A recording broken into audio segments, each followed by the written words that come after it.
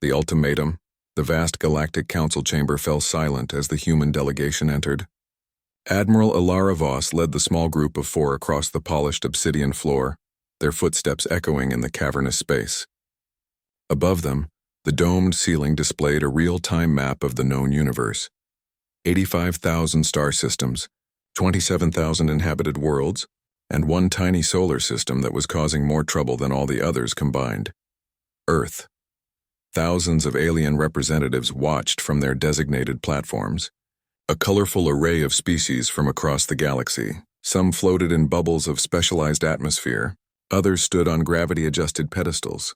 Many didn't stand at all but crawled, slithered, or hovered in place. The council chamber had been designed to accommodate all known forms of sentient life, except perhaps humans. The central platform where Admiral Voss and her team now stood was subtly too small, forcing them to cluster uncomfortably close together. The lighting was calibrated to a spectrum that made human eyes water after prolonged exposure. The air composition, while breathable, contained trace elements that left a metallic taste on human tongues. Minor discomforts. Calculated insults. A reminder of humanity's place in the galactic order. High Arbiter Dravmor, representative of the ancient Centauri Imperium, rose from his elevated position at the center of the council's executive ring. His forearms extended in formal greeting, bioluminescent patterns flashing across his exoskeleton in controlled rhythmic pulses. Admiral Voss. His voice boomed through the chamber's perfect acoustics. The council acknowledges Earth's delegation. We trust your journey was comfortable? Voss stood perfectly straight, her military bearing unmistakable even in the formal diplomatic attire she wore. At 52, she had the weathered face of someone who had made difficult decisions and lived with their consequences. Her silver-streaked black hair was pulled back in a regulation knot, and her dark eyes revealed nothing. "Thank you, High Arbiter," she replied, her voice carrying with surprising strength for a human. "The Council's hospitality has been instructive." A ripple of muttering spread through the chamber at her choice of words. Beside Voss, Lieutenant Marcus Rajan, the youngest of the human delegates at 28, fought to keep his expression neutral. His dark skin had paled slightly under the alien lighting.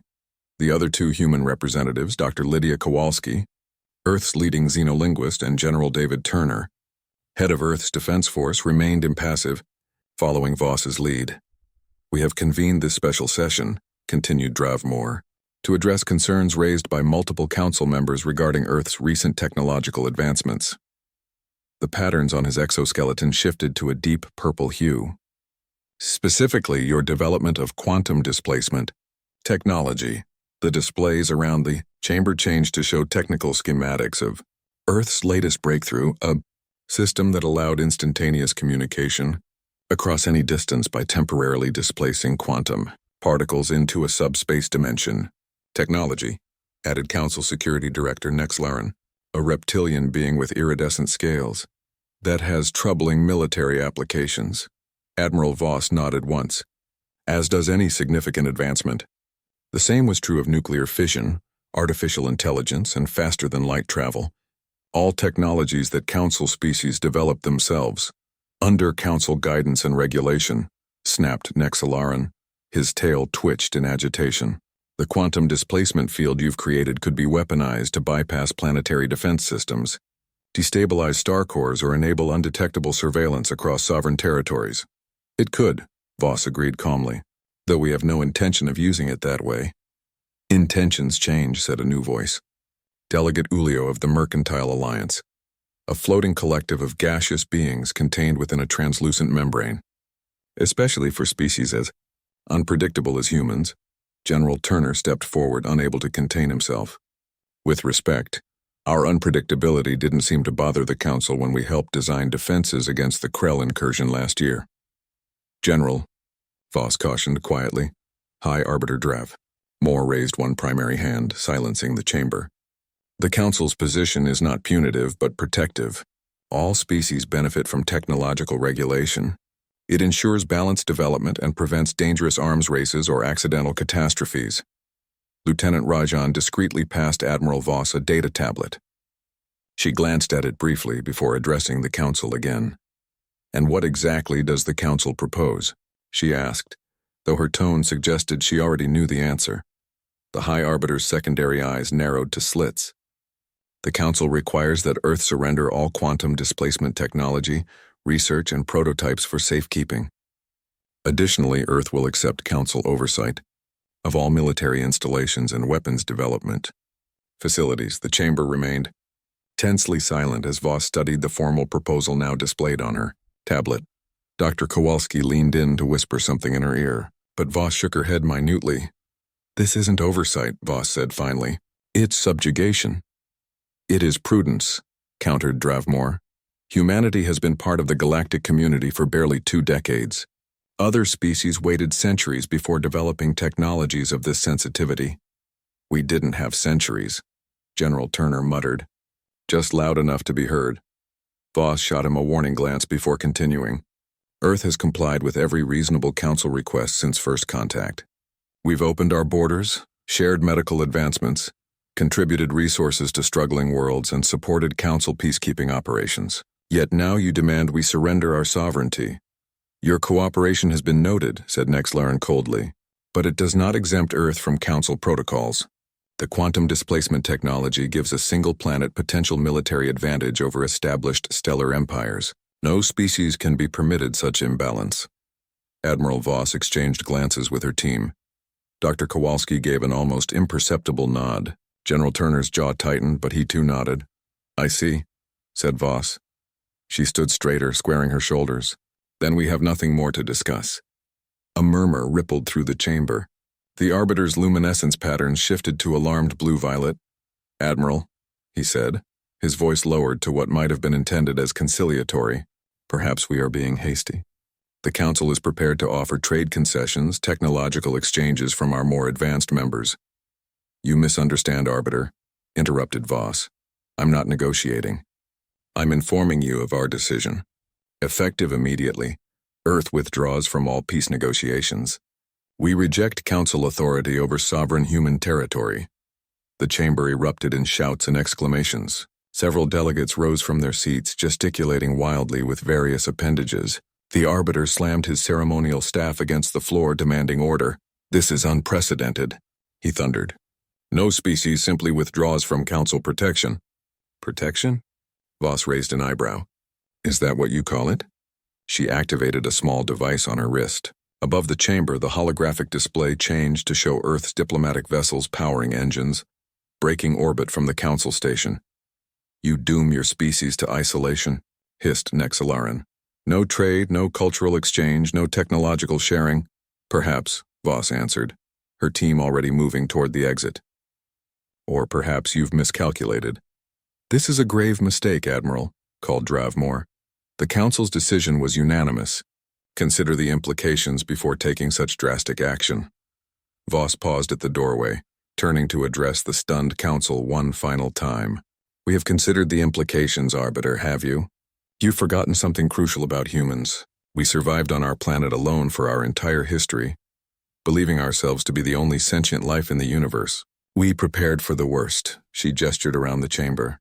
"And now that we know what's out here, we're even more prepared." The doors sealed behind the human delegation, leaving the Council in chaos.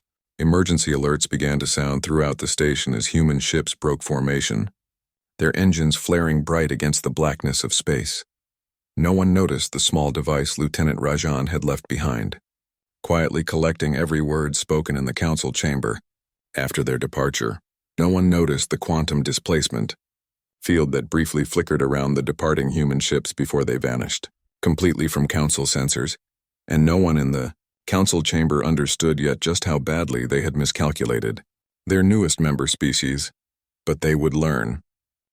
The blockade Grand Strategist Telex floated at the command viewport of the Galactic Council flagship Righteous Authority, his gelatinous body rippling with barely contained frustration. Before him, the blue-green jewel of Earth hung suspended in space, surrounded by 30 Council warships from 17 different species. The blockade had been in place for 2 months now, 2 months since humanity's unprecedented withdrawal from Council. Negotiations, 2 months with no sign that the humans were even concerned. "The isolation protocol continues as scheduled," reported Subcommander Vrix, a tall, wiry Procyon with silvery fur and large sensitive ears. His clawed digits manipulated the holographic display showing the blockade formation. No vessels in or out of the Sol system. Their colonies in Proxima Centauri and Tau Ceti have been similarly contained. Telex extended a pseudopod to adjust his vision enhancement field, zooming in on Earth's surface. From this distance, human civilization appeared undisturbed. Cities still glowed at night. Atmospheric composition showed normal industrial activity. Orbital installations continued regular operations within the blockade perimeter. They act as if we aren't even here, Telex observed, his voice bubbling through his translator module. Posturing, dismissed Fricks with a flick of his ears. The Council's economic models are clear. Without access to interstellar trade networks, their resource limitations will become critical within 6 standard months. They simply haven't felt the full effect yet. Perhaps, Telex conceded, though doubt colored his tone. Something about the human's behavior troubled him. In his 800 years as a strategist for the Council, he had overseen sanctions against dozens species. All followed predictable patterns: initial defiance, growing unrest, eventual capitulation. The humans, however, showed none of the expected signs of a civilization under pressure. A junior officer, a blue-skinned Delphian with gill slits along her neck, approached with a data crystal. Pardon the interruption, strategist, but we've detected unusual energy signatures from Luna. The holographic display shifted to show Earth's moon. Deep sensor scans revealed massive construction efforts on the far side, facilities that weren't there when the blockade began. How is this possible? Telex demanded, his normally transparent body darkening with concern. They shouldn't have the resources for new construction. And how did we miss this? The lunar surface composition interferes with certain scan frequencies, the officer explained nervously. We only detected it when adjusting sensor calibrations for the monthly report. Before Telex could respond, alarm tones echoed through the command deck. The ship's AI announced in its calm, modulated voice, "Warning. Quantum anomalies detected throughout the system. Multiple signatures. Unknown configuration." On the display, dozens of small objects materialized simultaneously at different points throughout the blockade formation. Each appeared from nowhere, surrounded by a brief flash of energy that defied standard classification. "Identify those objects," Fricks barked. A sensor officer responded, his voice tight with tension. "They appear to be automated probes of some kind, sir. We're counting. 183 of them. They're emitting scanning signals directed at our vessels." "Impossible," Telex whispered.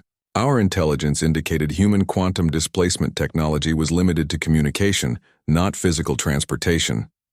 "Initiating defensive protocols," Fricks announced, activating the ship's shield systems.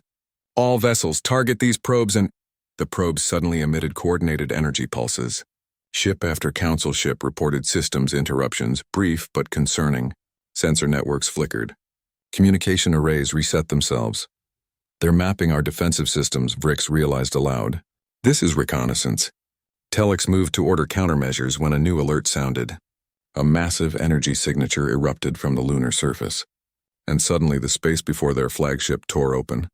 A controlled quantum displacement field large enough for a vessel. A ship emerged, unlike any in Council records. Its hull gleamed with a material that seemed to absorb light rather than reflect it. No visible propulsion systems, no standard weapon mounts, but unmistakably human in design. Sleek and predatory, it moved with an eerie grace that suggested technologies far beyond what Earth should possess. "Attention Council blockade," came a transmission on all frequencies. "This is Admiral Helena Torres of the Earth Defense Vessel Defiance. Your blockade has now been cataloged, analyzed, and deemed ineffective. Consider this demonstration complete." Before Telex could formulate a response, the human vessel vanished, not retreating, but completely disappearing from sensors. Seconds later, it reappeared behind their formation, then vanished again, materializing at different points throughout the blockade in rapid succession. "They can't possibly have mastered quantum displacement at this scale," Fricks whispered, his composure cracking. "Our best scientists said it would take centuries to weaponize the technology." A second human vessel appeared, then a third. Each performed the same impossible maneuver, appearing and disappearing at will, rendering the carefully positioned blockade meaningless. "All vessels, prepare to engage," ordered Fricks, Belay that, Telix countermanded immediately. Do not fire. Vrix turned to him in shock. Strategist? They're not attacking, Telix pointed out. They could have struck at any point during this demonstration. They're showing us that our blockade is useless, nothing more. As if confirming his assessment, the human vessels reappeared in a perfect formation before the Council flagship. Admiral Torres's voice came through again. The Council believes isolation will force Earth to surrender its sovereignty. You've miscalculated.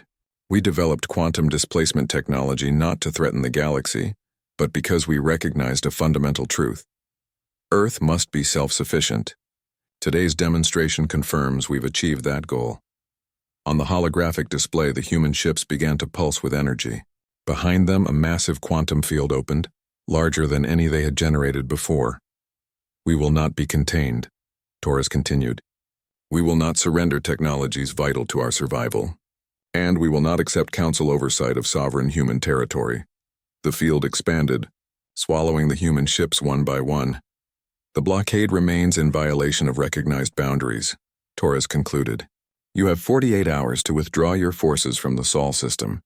After that time, we will consider your presence an act of war and respond accordingly. The final ship disappeared into the quantum field, which collapsed in a flash of energy that temporarily blinded the Council's sensors. When the systems recovered, no trace of the human vessels remained. Subcommander Vrix turned to Telix, his silvery fur standing on end. They're bluffing. They wouldn't dare attack Council forces. Telix stared at the space where the human ships had been, his gelatinous form now completely dark with concern. Are you willing to gamble 30 warships and 20,000 lives on that assessment, Subcommander? Before Vrix could answer, the Delphian officer returned, her blue skin now pale with shock. Strategist, we're receiving reports from all blockaded human territories. Similar demonstrations have occurred simultaneously at Proxima Centauri, Tau Ceti, and the Bernard Star Colony. Simultaneous? Telix repeated incredulously. That's coordination across 12 light-years without communication delay. Even our quantum relays can't achieve that. There's more, the officer continued. Long-range sensors have detected quantum displacement signatures at the edge of Centauri, Procyon, and Altair systems as well. Those are Council core worlds, Vrix whispered.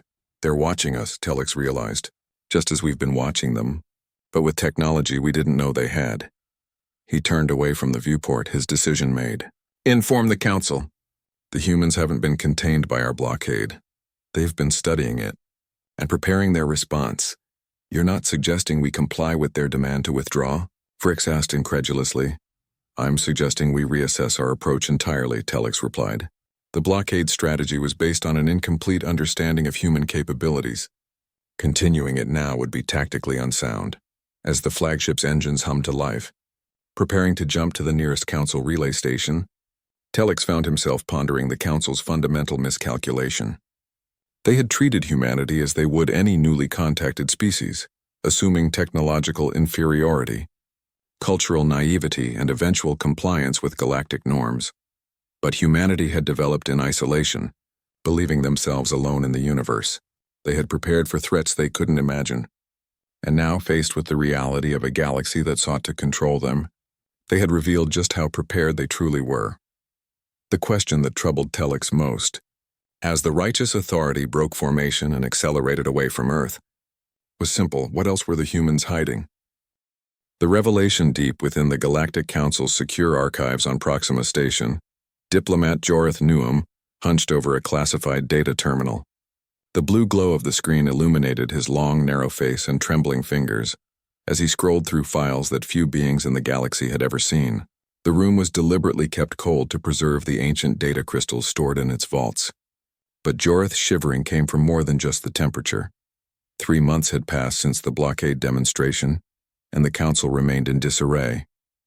Emergency sessions, closed-door meetings, and panicked consultations had replaced the usual orderly proceedings of galactic governance. And now, Jorith had been granted special clearance to access sealed records that might explain humanity's unexpected capabilities. The door whispered open behind him. He turned to see First Minister Kallion enter, her ancient form moving with surprising grace despite her advanced age. As one of the Archivists Guild, Kalian's species was among the oldest in the galaxy, predating even the Centauri Imperium. Her compound eyes glittered in the dim light, reflecting centuries of knowledge. "Have you found what you're looking for, young Jorith?" she asked, her voice barely above a whisper. Jorith gestured helplessly at the screen. "I've only just begun to understand what I'm seeing, Minister. These records, they contradict everything in the official database about humanity." Kalian settled herself beside him, her gossamer robes shimmering with embedded data crystals, marks of her rank within the Archivists. "These records were sealed by Council directive," she said, entering a complex authorization code that unlocked another layer of information.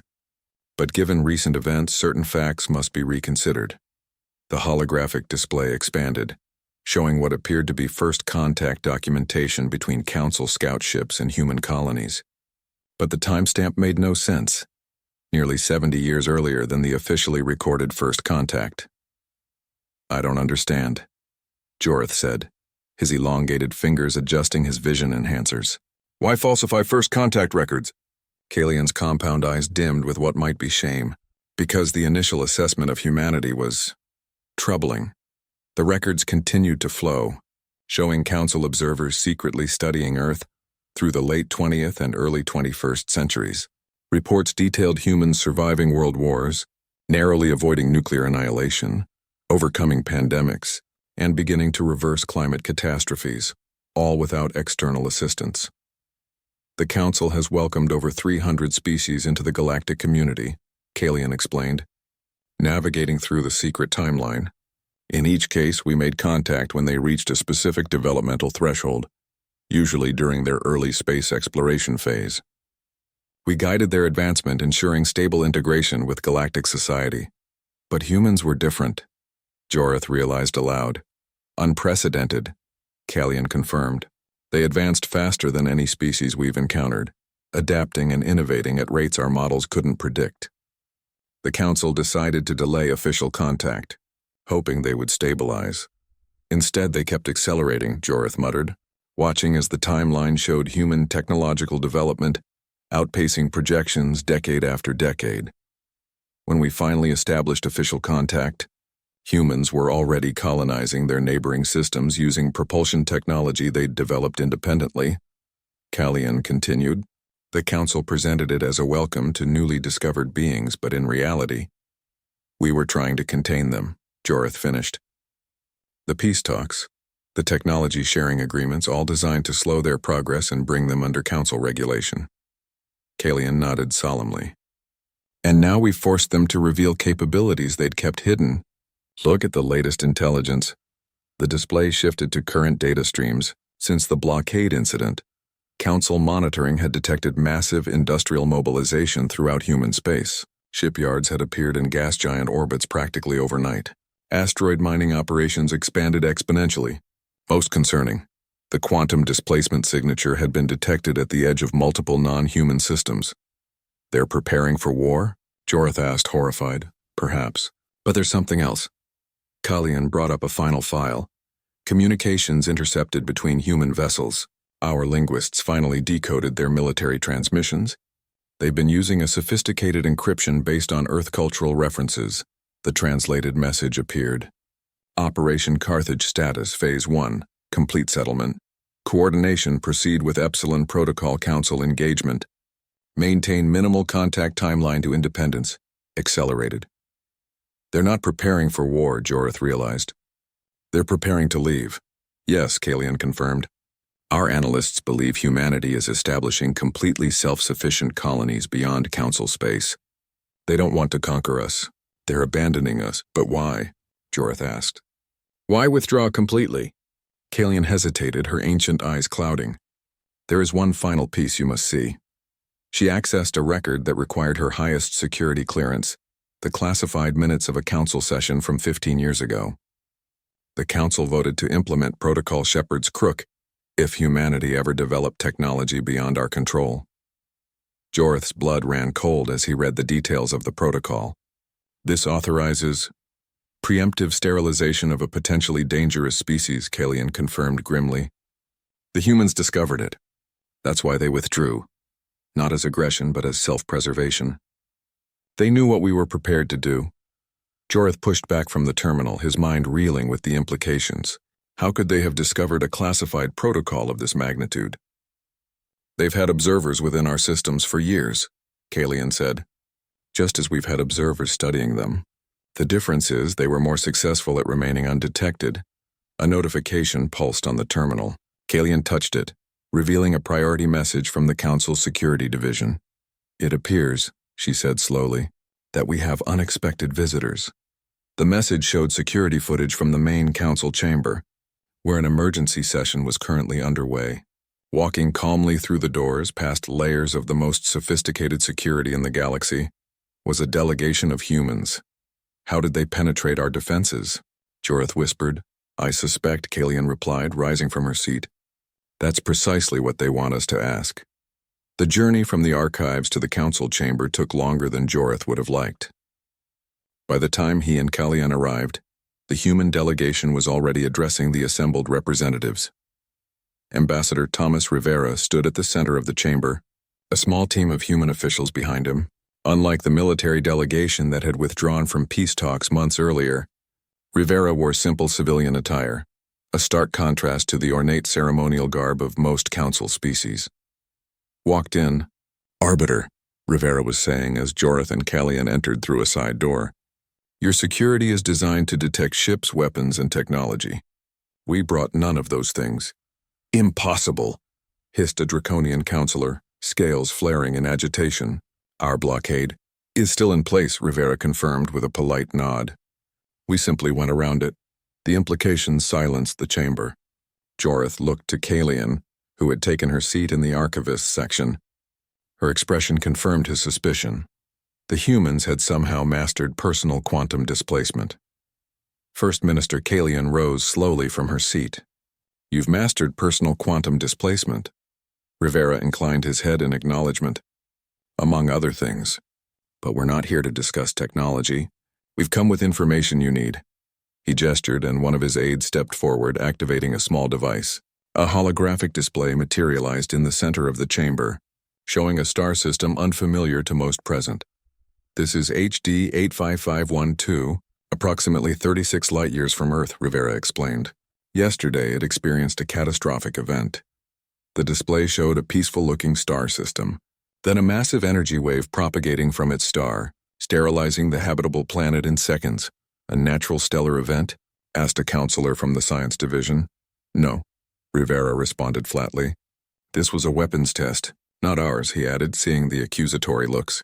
The test was conducted by the Harbingers. Confused murmurs filled the chamber.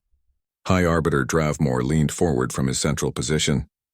There is no species by that name in council records. Because they're not from this galaxy, Rivera said. The chamber fell silent as the implications sank in. We detected their scout vessels 3 years ago. Using deep space monitoring technology, we developed after discovering the Council's protocol Shepherd's Crook. The mention of the classified protocol caused visible discomfort among many counselors. Joreth noticed several exchange guilty glances, while others appeared genuinely confused. Not all council members had been aware of the protocol's existence. We've been tracking them since, Rivera continued. They've destroyed 7 uninhabited systems while advancing toward council space. Their technology is beyond anything in your databases, beyond even what humanity has developed. If what you say is true, Dravmore said carefully, why bring this to us? You withdrew from council authority. The chamber erupted. The demonstration High Arbiter Dravmore stood alone in his private chamber aboard Proxima Station, staring at the data crystal Ambassador Rivera had provided. The holographic display projected detailed scans of the Harbinger vessels, their weapon signatures, and the destroyed systems left in their wake. After 5 days of the Council's best analysts examining the data, there could be no doubt. The threat was real, and the humans had known about it for years. The door chimed softly. Enter, Dravmore said, not turning from the display. Grand Strategist Telix flowed into the room, his gelatinous form darker than usual, a sign of deep concern among his species. The Emergency Committee has reached a decision, Arbiter. They recommend accepting the human cooperation proposal. Of course they do, Dravmore replied bitterly. What choice do we have?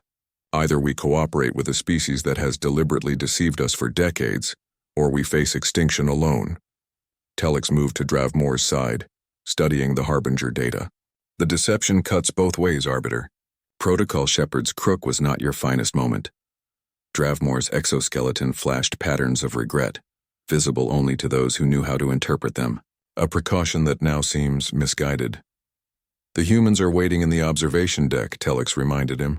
Ambassador Rivera has requested your presence for what he calls a practical demonstration of their defensive capabilities.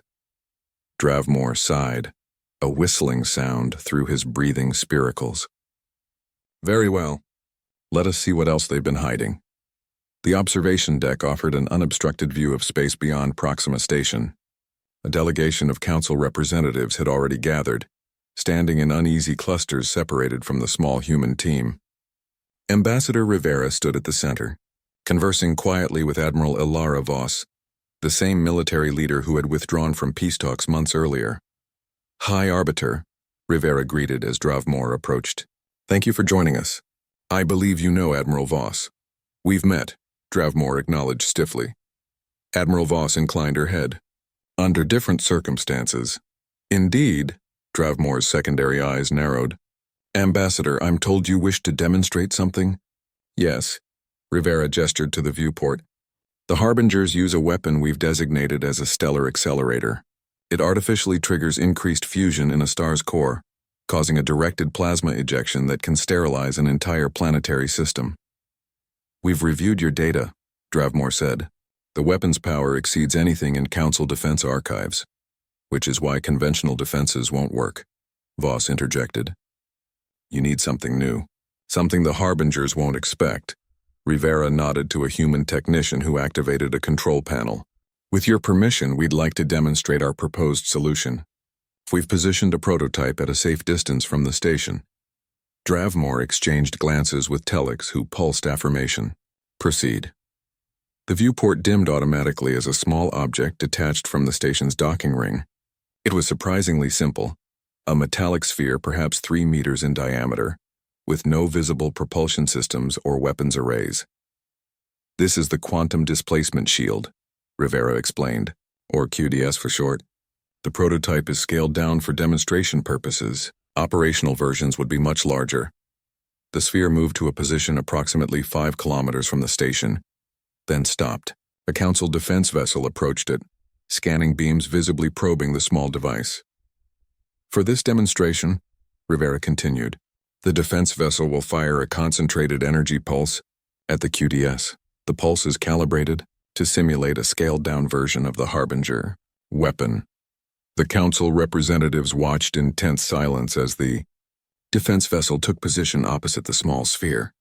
After a moment, the ship fired, a brilliant beam of energy lancing across space directly toward the prototype. What happened next caused gasps throughout the observation deck. Instead of impacting the sphere, the energy beam simply vanished. One moment it was streaking toward its target. The next it was gone with no explosion, no deflection, no visible effect whatsoever. What just happened? Demanded a draconian counselor. Quantum displacement in action, Admiral Voss explained. The shield creates a controlled dimensional fold. Any energy directed at it is immediately transferred to an alternate subspace dimension, essentially a pocket universe where it can safely dissipate. That's impossible, whispered a representative from the Science Council. The energy requirements alone are substantial, Rivera acknowledged, but manageable with our current technology. The defense vessel fired again, a more powerful blast this time. Again, the energy simply disappeared upon reaching the sphere's vicinity. The shield can be scaled up to protect entire planets, Voss continued, or deployed as a network to shield multiple systems. It's completely passive. It requires no targeting, no reaction time. It simply diverts energy automatically. And you developed this specifically to counter the Harbinger threat? Telex asked, his form rippling with scientific curiosity. Originally, no, Rivera admitted. We began development after discovering Protocol Shepard's crook. We needed a defense against potential Council aggression. An uncomfortable silence fell across the observation deck. Dravmore's exoskeleton patterns shifted to a deep blue of embarrassment. However, Rivera continued smoothly, when we detected the Harbingers 3 years ago, we adapted the technology specifically to counter their stellar accelerator. The defense vessel completed its demonstration, returning to dock. The prototype shield remained in position, a small metallic sphere that represented technology beyond anything the Council possessed. This is merely one of several defensive systems we're prepared to share, Voss said. But implementation will require cooperation on an unprecedented scale. Dravmore turned to face the human delegation fully. You offer this technology freely? After withdrawing from the Council? Not freely, Rivera corrected. As part of a cooperative agreement with specific terms. Humanity remains independent of Council authority. We will share defensive technology and coordinate military response against the Harbingers, but we will not submit to oversight or regulation. You ask much, Dravmore observed. We offer more, Voss countered. The choice is yours, Arbiter. Stand alone against a threat you cannot counter, or work with us as equals. Dravmore was silent for a long moment, his compound eyes studying the humans carefully. Finally, he extended 2 of his forearms in a formal gesture of negotiation. The Council will need to vote on such an arrangement. Of course, Rivera agreed, but time is short. The Harbingers continue to advance. Every day spent in debate is a day lost to preparation. Then we should begin immediately, Dravmore decided. I will convene an emergency session within the hour. As the Council representatives filed out, Admiral Voss remained at the viewport, staring at the small prototype shield floating in space. Do you think they'll agree? Asked Lieutenant Rajan, who had stood silently throughout the demonstration. They don't have a choice, Voss replied quietly. And they know it. The emergency session lasted less than 3 hours, a record in Council history. The vote was not unanimous, but the majority was substantial enough. The Council would accept humanity's cooperation proposal against the Harbinger threat. Ambassador Rivera and Admiral Voss sat in a small conference room adjacent to the main chamber, reviewing the final agreement with their team.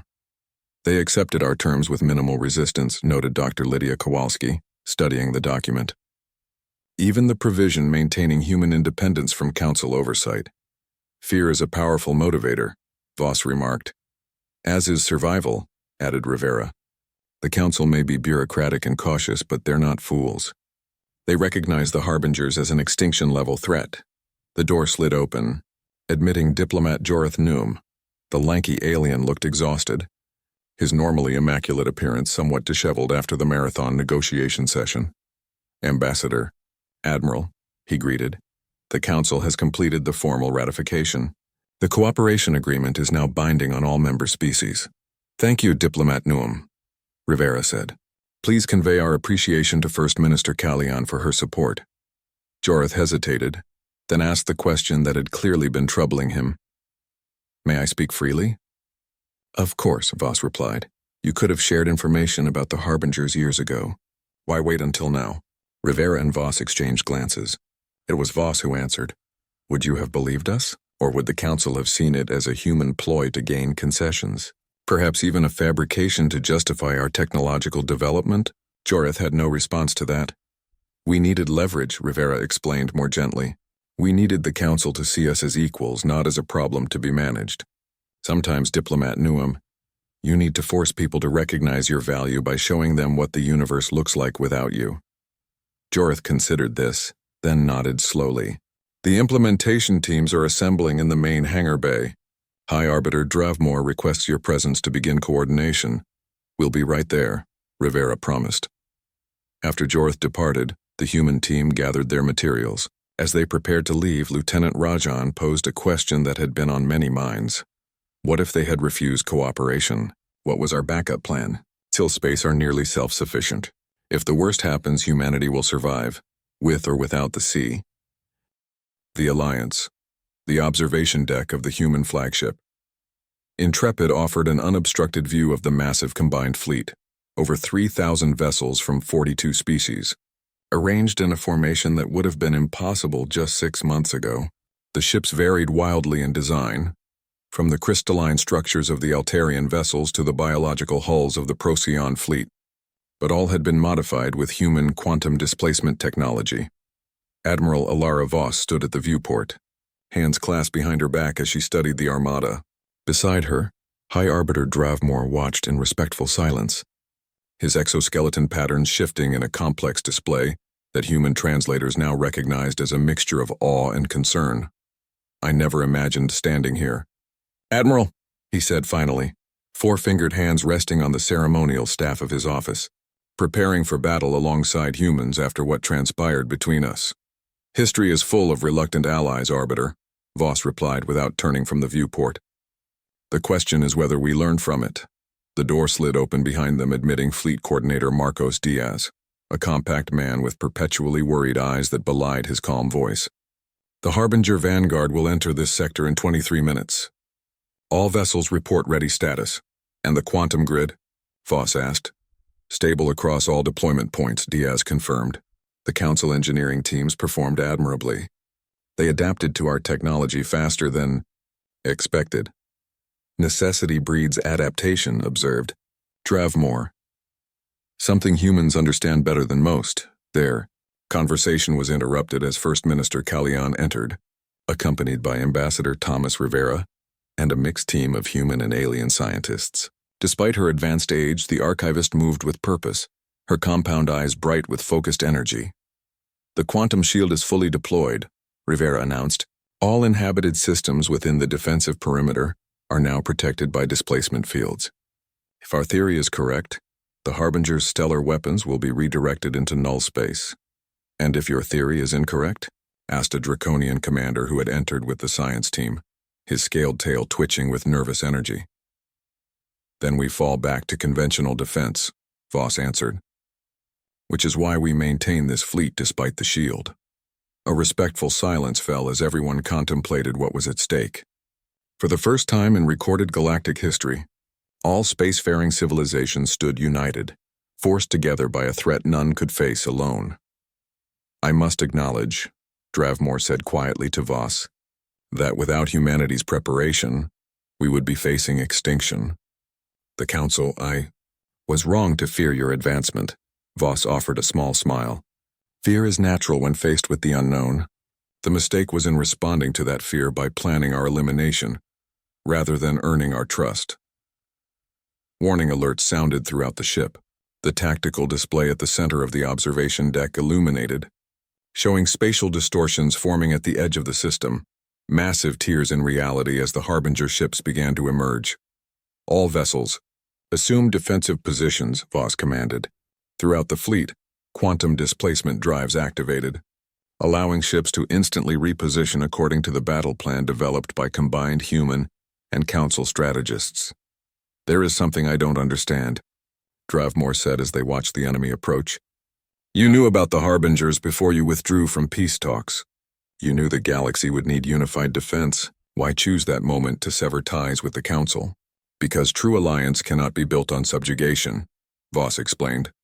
"The Council demanded our submission, the surrender of technologies we knew would be essential against this threat. We needed the freedom to prepare without oversight from those who feared our potential more than they valued our contribution." The first Harbinger vessel fully materialized, a massive construct unlike anything seen before. It resembled no natural or designed object, more like a solidified mathematical equation, angles and curves that seemed to defy normal space. It radiated energy patterns that disrupted standard sensors, forcing the Allied fleet to rely on the specialized detection systems humanity had developed. "Sometimes," Rivera added, joining the conversation, "you need to force people to recognize your value by showing them what the universe looks like. Without you, the Harbinger vessel began to charge its primary weapon, a process that twisted the fabric of space around it. Energy readings spiked off conventional scales as the stellar accelerator prepared to fire. "Quantum shield status?" Voss asked sharply. "Holding stable," reported a Council technician, her tentacles moving rapidly across specialized controls. "Displacement field at full capacity." The Harbinger weapon fired, a concentrated beam that would have destroyed a planet. It struck the invisible barrier of the quantum shield, and for a breathless moment, nothing seemed to happen. Then, like water flowing into an invisible drain, the energy began to twist and spiral, condensing into a singularity point before vanishing completely. The bridge erupted in cheers and their alien equivalents, clicking mandibles, flashing bioluminescent subsonic rumbles of approval. The shield had worked exactly as designed, redirecting the devastating weapon into null space. Now, Voss said, turning to Dravmore with determination, we show them what humanity and the Council can accomplish together, as equals. She activated the fleet-wide command channel. All vessels execute attack pattern Thermopylae. Quantum jump on my mark. The combined fleet vanished from their defensive positions, reappearing in a perfect encirclement formation around the Harbinger vanguard. Ships from dozens of worlds moved with coordinated precision that would have been impossible months before. Human quantum technology allowing instant strategic repositioning. Council weapons augmented with human enhancements. Species that had distrusted each other for centuries now fighting side by side. Impressive, Dravmore admitted as they watched the first wave of attacks impact the Harbinger vessel. But will it be enough? By itself? No, Rivera acknowledged. The Harbingers have technology that rivals or exceeds our own in many areas. But we have something they don't. And what is that? Asked Kalian, her ancient eyes fixed on the battle display. Diversity, Voss answered. The Harbingers are a single species with a unified approach. Look at our fleet. 42 different species, each with unique perspectives, technologies, and combat styles. The Harbingers might counter any single approach, but they can't prepare for all of them. On the tactical display, this advantage became evident. The Harbinger vessel adapted quickly to energy weapons, developing shields that neutralized Centauri plasma cannons, but it had no defense against the biological weapons of the Procyon ships, which released microscopic organisms that attached to its hull and began dismantling its outer layer. When it adjusted to that threat, the Draconian vessels deployed quantum-locked tachyon beams that bypassed its defenses entirely. Each time the Harbinger developed a countermeasure, the Allied fleet presented a new threat it hadn't encountered before. They're retreating, announced Diaz, pointing to the display where the damaged Harbinger vessel was generating a spatial distortion. Preparing to jump out system. Allow it, Voss ordered, surprising several Council commanders. Let it return to the main fleet. You wish it to escape? Asked the Draconian commander incredulously. I wish it to report, Voss corrected. Let the Harbingers know exactly what they're facing. Let them understand that this galaxy is defended by technologies and species they haven't encountered before. Psychological warfare can be as effective as direct confrontation. The Harbinger vessel disappeared into its spatial rift, leaving behind debris and unanswered questions. The Allied fleet maintained position, ready for additional contacts, but sensors showed no immediate follow-up attack. A single engagement doesn't win a war, Dravmore cautioned. They will return, likely with adapted tactics. Of course they will, Voss agreed. This was never going to be quick or easy. But today we proved the alliance works. The quantum shield functions as designed, and our combined fleet can effectively engage their vessels. More importantly, Rivera added, we proved that cooperation between humanity and the Council is possible, even beneficial. Kalian approached the viewport, her ancient form seeming to carry the weight of countless years. In all my time as an archivist, I have never seen such unity among the galaxy's species. Perhaps this threat, terrible as it is, brings an unexpected gift. Understanding, suggested Rivera. Perspective, Kalian corrected. We feared humanity's rapid advancement because it didn't follow our expected patterns.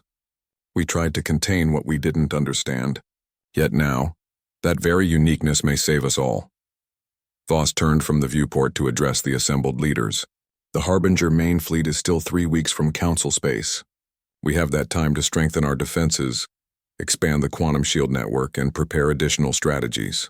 This was just the first test, a probe to assess our capabilities. And the next step? Asked Dravmore. We take the fight to them, Voss said. My science team has been analyzing the spatial signature of their retreat jump. We believe we can track it back to their fleet position. Instead of waiting for their attack, we launch a preemptive strike against their main force.